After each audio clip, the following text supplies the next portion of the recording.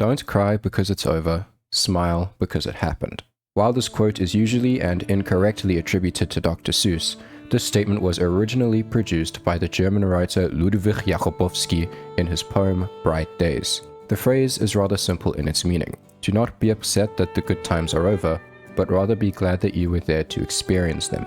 On the 18th of September, 2022, the good times came to an end. The Valorant Champions Istanbul tournament came to a close with the grand final matchup between two giants, Loud and OpTic Gaming, with Loud taking the trophy after a 3-1 map victory over OpTic. With the inevitability of esports teams collapsing and with VCT partnerships on the horizon, it truly seemed that all good things must come to an end. Standing here now in the aftermath of OpTic Gaming's fallout, I truly believe that this team's legacy and impact on the esport is one worth remembering. So sit back, relax, and grab a snack as we begin our journey down memory lane and talk about the lasting impact of OpTic Gaming on Valorant's main stage.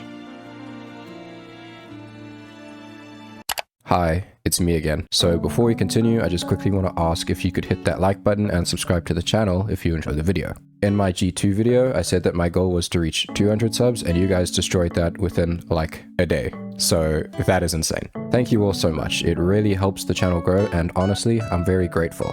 I'm just making stuff I'm passionate about and your support means the world to me. With that being said, I want to aim pretty high and set my next goal at 1,000 subs. So if you'd like to support me and also be notified whenever I upload, then you should subscribe. I have plenty of ideas for the future, so if you're interested, I'd recommend sticking around. Anyways, plug over. Let's talk about OpTic Gaming.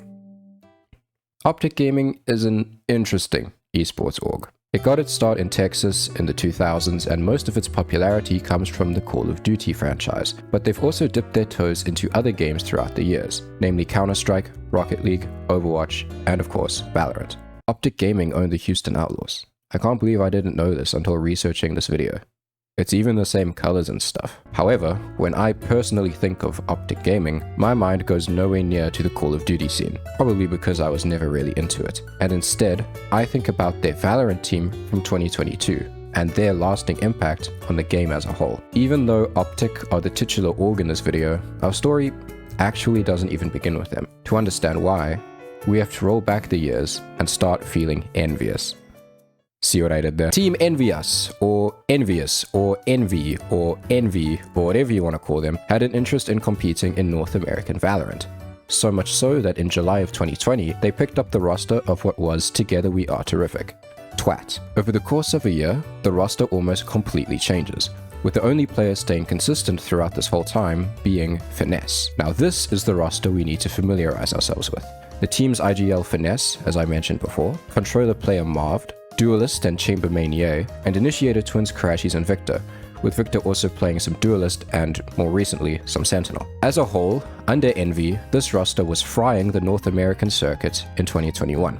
Third place in Stage 3 Challengers playoffs, losing spots to historically prime Sentinels and 100 Thieves. Second place on the international stage in Masters Berlin, losing to the insanely stacked team in Gambit, and, well, we don't talk about Champions Berlin. At least they made it there. Anyways, this roster still had a really good run in the latter half of 2021. But in November of that year, something really important happened. It was announced that the Envy and OpTic Gaming organizations would be merging together under OpTic's name, wherein all of Envy's teams throughout different esports, except for Overwatch, would be rehomed under the OpTic Gaming franchise. Now, under a new, yet somewhat familiar home, this Envy roster had larger expectations than usual. And boy, did they deliver. OpTic Gaming struck absolute gold with this Envy roster, and if you look at the results this team achieved in 2022, you can see why. Consistently competing in the upper echelon in both North American and international tournaments, OpTic achieved exclusively podium finishes throughout the whole year. Third place in the International Masters Copenhagen tournaments behind PaperX and FPX. Second place in North American Stage 1 and 2 Challengers tournaments behind the Guard and XSET respectively. Second place again in the International Champions Istanbul tournament behind Loud. You know, the biggest tournament of the year. And, of course, first place in the International Masters Reykjavik tournament.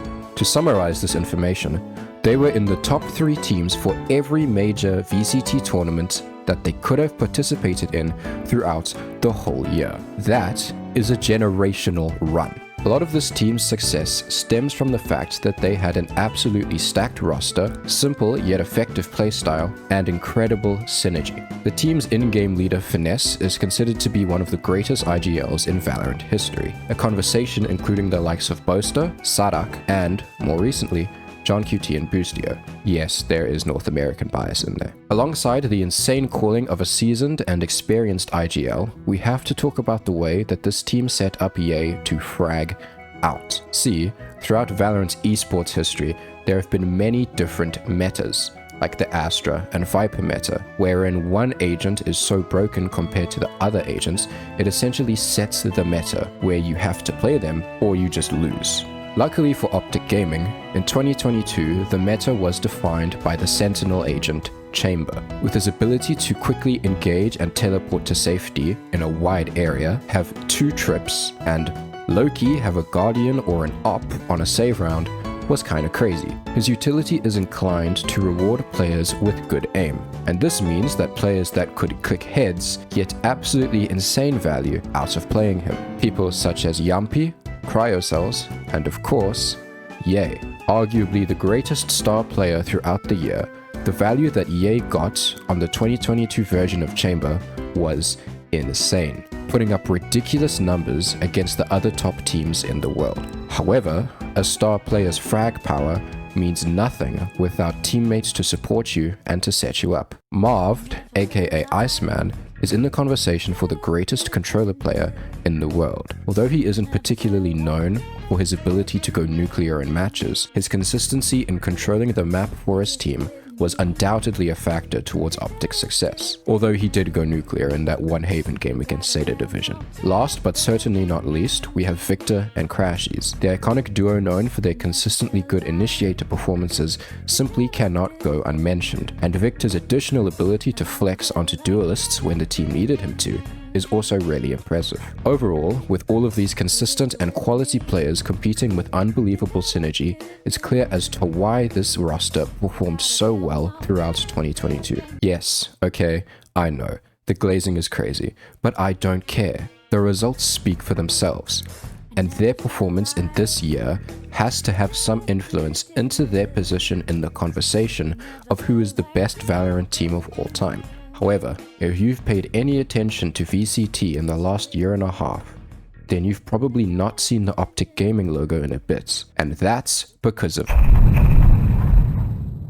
Riot Games' introduction of a partnership league into VCT changed the environment of Tier 1 Valorant esports forever. Instead of competing in open qualifiers, organizations and their teams are chosen to permanently compete in the Tier 1 Valorant esports scene. What's important with partnerships is that the organizations and brands that tended to be chosen had A. competed in Valorant esports for a considerable time, B. had relatively frugal and wealthy financial backing, and C. had very easy brand recognition. For example, a team like NRG fit all of these criteria, whereas a team like Crazy Raccoon or Supermassive Blaze did not. While I believe this to be the basic criteria of the partnership system, I also don't think that Riot wanted to deal with any really controversial orgs, like FaZe or G2. Go watch the video I made about G2 if you don't know why they got denied a spot. This is important to remember, because, unfortunately for 2023 Mi's soul, OpTic did not receive a spot in the Partnerships League. In a heartbreaking turn of events, the good times came to an end, and the Champions 2022 tournament is probably the last time we will ever see this roster compete as a whole again. But there's always one thing that comes with any success: the bag. And when you're considered to be the greatest players in the world, orgs are going to have some big bucks for you. These orgs in particular were Sentinels, NRG, Cloud9, and Bleed Esports. Finesse, Crashies, and Victor joined SOM in NRG, with the 5th member of the team being Ardis? The Liverpool guy. Whatever. After hitting a rough patch and not really reaching their expectations, NRG's roster shifted, with Finesse and SOM becoming full-time streamer because that bag is just so damn big, with NRG then picking up Demon 1 and Ethan from the Champions winning Evil Geniuses roster, as well as Marved? Okay, this is too confusing. What happened to Ye? Oh boy. The conversation surrounding Ye or Yoi recently has been rather depressing, and I want to dedicate a whole video to this because I don't feel like I can really do it justice in a portion of a video because it really is a lot deeper than what it seems. The whole thing is just really disappointing and kind of heartbreaking, to be honest, especially considering that 2022 might have been Ye's peak performance of all time, even winning an award at the Game Awards. And now he's stepped away from competing because of health reasons. Legacy. What is a legacy? Is planting seeds in a garden you never get to see. Kind of. For me, I don't think any sort of legacy defines my memories of OpTic gaming. It's kind of like a you just had to be there sort of feeling. And I get it. In some ways, this isn't fully accurate. I mean, you can just look at the statistics and see how dominant they were throughout 2022. But it's more than just numbers. Having a consistent and dominant team with each player performing at their best is really like watching a work of art be created before your eyes. Sure, every region has their own teams that fit the same mold, like Fnatic, PaperX, and Loud. But those teams are still around and are competing, which makes the story of OpTic just that much more impressive. It was a culmination of the history behind each player, the storylines for every match they played, and just the absolute consistent performance in every game they played that made this team truly something special. I mean, there's a reason that the Loud versus OpTic matchup was always called El Clásico. And it's not just because they're a North American team and that the Valorant zeitgeist is very NA-centric. Other NA teams have proved their dominance in Valorant over the years, with arguably even more interesting stories. Hell, Evil Genius's story from rags to riches back to rags has been discussed to death. And I'm also literally not even American, so I have no personal bias in that regard. Now, with all of that being said, I think that this OpTic roster will go down in history as one of the greatest Valorant teams of all time, maybe even esports as a whole. And no matter what the future holds for each of these players individually, the times that they shared together on the big stage will linger on in both their hearts and in the community's minds. OpTic Gaming, a legacy worth remembering.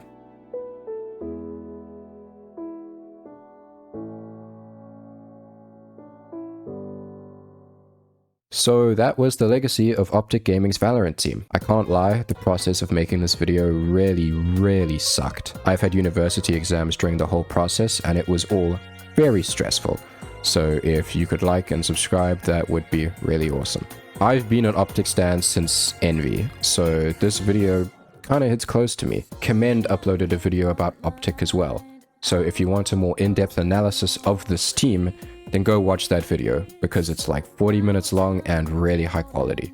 Well, I assume it's high quality, I haven't watched it yet. And with that being said, I don't want to just piggyback off of the popularity of OpTic because of his video. I want this video to represent my love and support for this team, because really, this team truly was something else. Anyways, hope you guys enjoyed the video, and thanks for watching.